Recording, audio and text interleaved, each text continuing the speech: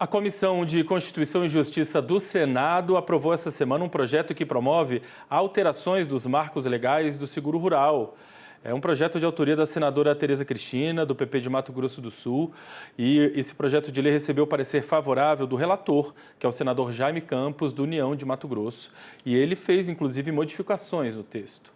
Bom, sobre essa proposta, eu converso agora ao vivo com o presidente da Comissão de Seguro Rural da Federação Nacional de Seguros Gerais, Glaucio Toyama. Glaucio, seja bem-vindo com a gente aqui. Uma boa noite, primeiramente. Tudo bem por aí? Tudo ótimo, Felipe. Boa noite. Um prazer falar com você. Ô, Glaucio, eu gosto de contextualizar para a nossa audiência. Eu queria que você ajudasse a gente, o pessoal que está em casa, a entender exatamente o que está sendo discutido. O que prevê esse novo marco legal do seguro rural aprovado pela CCJ? Quais são os pilares, digamos assim, desse projeto? Maravilha, Felipe. Você trouxe um bom ponto que teve algumas melhorias na proposta do senador Jaime Campos, mas o projeto como um todo, de autoria da senadora Tereza Cristina, traz uma proposta de modernização do seguro rural aqui no Brasil. São três aspectos importantes. O primeiro deles trata da subvenção, ou seja, uma série de propostas ali dentro da subvenção, mas o que tem de especial ali é o não contingenciamento do recurso para que dê tranquilidade aos produtores, né, envolvidos nesse modelo de proteção de seguros agrícolas aqui no país e também para o planejamento de quem trabalha no ecossistema de proteção de risco, seguradoras, seguradores, crédito rural, cooperativas e tudo mais. O segundo ponto na modernização está ligado diretamente ao crédito rural, ou seja, o projeto de lei trata de um estímulo à contratação de crédito rural com a proposta de um seguro agrícola acoplado de qualquer tipo de seguradora, qualquer desenvolvimento de produtos para aquele cultivo em qualquer uma das regiões. Então, também tem uma tratativa importante na proteção daquela operação de crédito rural para o pequeno produtor, para o médio produtor em todo o Brasil. E, por fim, o terceiro ponto trata do fundo catastrófico, né? Então, como a gente bem conhece, capital de risco catastrófico ele é escasso no mundo como um todo, e aí um projeto como esse pode dar mais tranquilidade para o segmento produtivo aqui no Brasil e para todo esse ecossistema que opera com seguros rurais. Das melhorias que o senador trouxe, tem várias delas importantes, né, que trata do zoneamento de risco climático com o manejo do solo, que é um tema bastante importante, cadastro do produtor, estímulo à base de dados, entre outras coisas que a gente pode tratar aqui na conversa. Do ponto de vista do produtor, o produtor que está nos assistindo, esse projeto ele tem um potencial, então, para, digamos assim, simplificar, dar mais segurança, mais previsibilidade para ele que vai contratar um seguro agrícola, se de fato esse projeto, então, for aprovado? Sem sombra de dúvidas, imagina este ano, Felipe, que a gente tinha um orçamento de perto de R$ 1 bilhão e nesse momento a gente tem um corte bastante significativo na operação de mais de 40 pontos percentuais. Então, o que acontece com o produtor no seu planejamento? Ele compra uma proteção de seguro agrícola, porque os produtos estão disponíveis por todas as seguradoras e conta com a participação da subvenção pelo governo federal. Né? Nesse momento, estamos com um orçamento bloqueado, contingenciado, que a gente não sabe se a gente vai conseguir reverter, e os produtores compraram aqueles produtos imaginando que teriam abatimento para não ter tanto impacto nas suas margens no custo de produção. Então, esse é um ponto importante.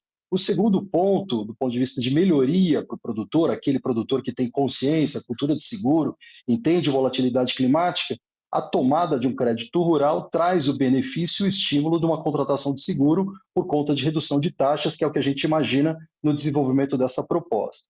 E, por fim, a história do fundo catastrófico vai dar mais tranquilidade para a gente ampliar cada vez mais e com menos volatilidade de preços, né? Porque se esse capital de risco climático roda o mundo todo, se a gente garante, através de um fundo aqui no Brasil, mais tranquilidade para um programa como esse dinheiro pode ser retido ou, eventualmente, ser utilizado esta ferramenta do fundo para estabilizar perdas para seguradoras e dar tranquilidade também em relação aos preços aos produtores.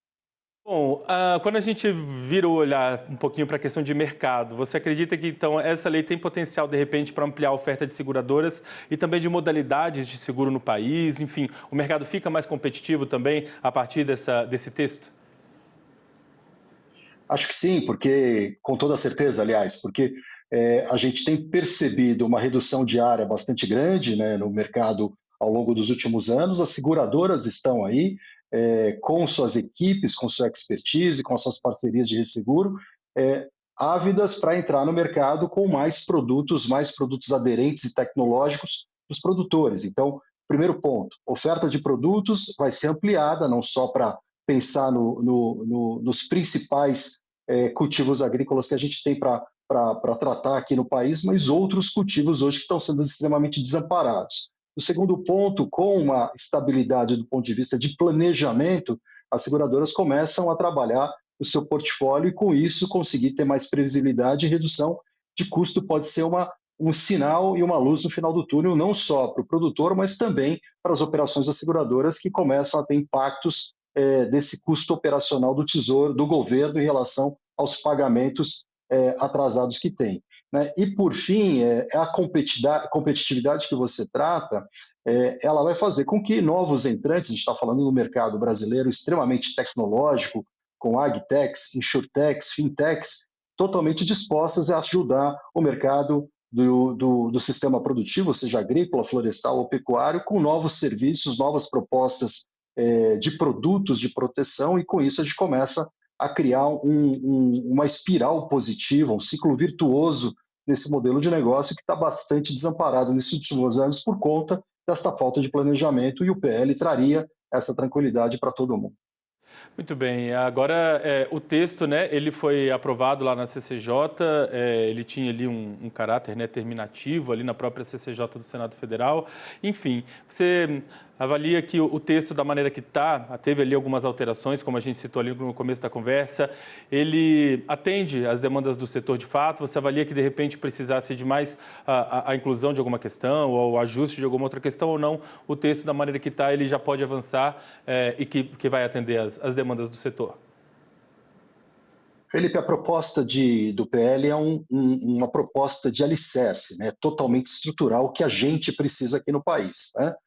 Se a gente observar essa situação há 10 anos, 20 anos atrás, ela tinha uma demanda. Nesse momento, a demanda que está sendo colocada nesse projeto de lei atende perfeitamente como a gente deveria dar os próximos passos. Né?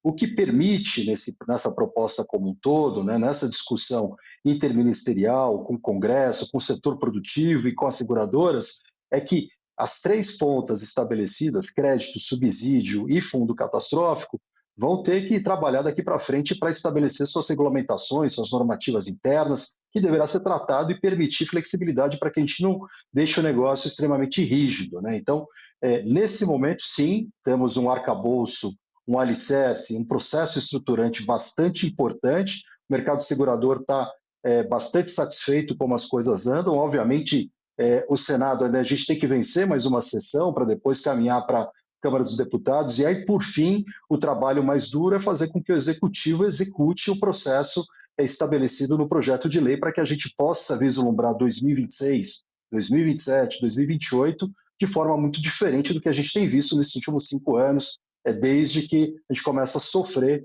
com a estabilidade do programa do PSR. Muito bem, Glaucio, eu quero agradecer demais, viu, a gentileza de ter conversado com a gente. Importante a gente tentar traduzir um pouquinho das questões que estão sendo discutidas em Brasília para a nossa audiência entender, e de uma maneira muito didática a gente conseguiu, eu acho, trazer essa mensagem. Então, muito obrigado mais uma vez pela gentileza, uma boa noite, um ótimo fim de semana para você. Em breve a gente volta a conversar, com certeza. Maravilha. Prazer falar contigo, Felipe. Super abraço, bom final de semana. Valeu, até a próxima.